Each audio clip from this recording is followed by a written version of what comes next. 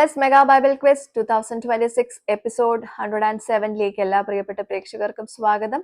Bible portion പറയാം. നെഹമ്യാവ് 12-13, എസ്തേർ 1-2, അപ്പോസ്തല പ്രവർത്തികൾ 18-ാം അധ്യായം. ഓക്കെ, ഇതാണ് പോർഷൻസ്. അപ്പൊ എല്ലാവരും വായിച്ചിട്ടുണ്ടാവുമെന്ന് എനിക്കറിയാം. ക്വസ്റ്റ്യനിലേക്ക് പോകുന്നു. ആദ്യത്തെ ചോദ്യം, രണ്ട് സ്ത്രീകളുടെ സൗന്ദര്യ വർണ്ണനയിൽ പറഞ്ഞിരിക്കുന്ന സമാന പദം എന്ത്? സ്ത്രീകളുടെ പേരെന്ത്?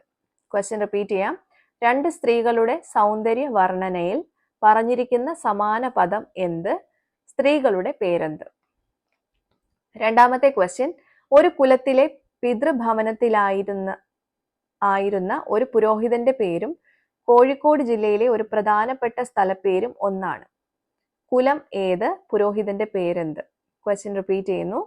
ഒരു കുലത്തിലെ പിതൃഭവന തലവനായിരുന്ന ഒരു പുരോഹിതന്റെ പേരും കോഴിക്കോട് ജില്ലയിലെ ഒരു പ്രധാനപ്പെട്ട സ്ഥലപ്പേരും ഒന്നാണ്.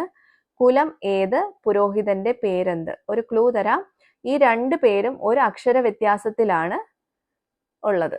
ഓക്കെ, അപ്പൊ നിങ്ങൾക്ക് ക്വസ്റ്റ്യൻ ക്ലിയർ ആയിട്ടുണ്ടാവുമെന്ന് കരുതുന്നു. മൂന്നാമത്തെ ചോദ്യം, അഹശ്വരേഷ് രാജാവിന്റെ രാജധാനിയിൽ സേവ ചെയ്യുന്ന ഒരു ഷണ്ണന്റെ പേരിന്റെ ആദ്യത്തെ അക്ഷരം മാറ്റി മറ്റൊരക്ഷരം ചേർത്താൽ വിനോദ പ്രകടനം എന്നർത്ഥമുള്ള ഒരു പദം ലഭിക്കും. എന്നാൽ ഷണ്ണന്റെ പേരെന്ത്?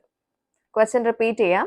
അഹശ്വരോഷ് രാജാവിന്റെ രാജധാനിയിൽ സേവ ചെയ്യുന്ന ഒരു ഷണ്ണന്റെ പേരിന്റെ ആദ്യത്തെ അക്ഷരം മാറ്റി മറ്റൊരക്ഷരം ചേർത്താൽ വിനോദ പ്രകടനം എന്നർത്ഥമുള്ള ഒരു പദം ലഭിക്കും. എന്നാൽ ഷണ്ണന്റെ പേരെന്ത്? ഓക്കെ. നാലാമത്തെ ക്വസ്റ്റ്യൻ, പുതിയ നിയമ പാഠഭാഗത്ത് ഒരേ പദവി ഉണ്ടായിരുന്ന രണ്ടുപേർ ആരൊക്കെ? പദവി എന്ത്? ഒരു ക്ലൂ തരാം. ആലയവുമായി ബന്ധം ഉണ്ട്. ഓക്കെ, ക്വസ്റ്റ്യൻ റിപ്പീറ്റ് ചെയ്യാം. പുതിയ നിയമ പാഠഭാഗത്ത് ഒരേ പദവി ഉണ്ടായിരുന്ന രണ്ടുപേർ ആരൊക്കെ? പദവി എന്ത്? ഒരു ക്ലൂ ആണ്, ആലയവുമായി ബന്ധം ഉണ്ട്.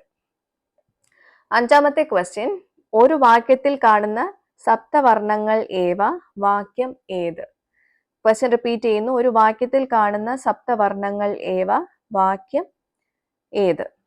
അപ്പോൾ ഇതാണ് 5 ക്വസ്റ്റ്യൻസ്. സംശയം ഉണ്ടെങ്കിൽ ക്വസ്റ്റ്യൻ ഒന്നുകൂടെ റിപ്പീറ്റ് ചെയ്ത് കേൾക്കുക.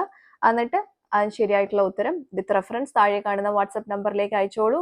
ഇതിന്റെ ശരി ഉത്തരം നാളെ റിവീൽ ചെയ്യുന്നതായിരിക്കും. അപ്പോൾ നമുക്ക് നാളെ ആൻസേഴ്സുമായിട്ട് വീണ്ടും കാണാം. Till then it's me Angel signing off. Bye and take care.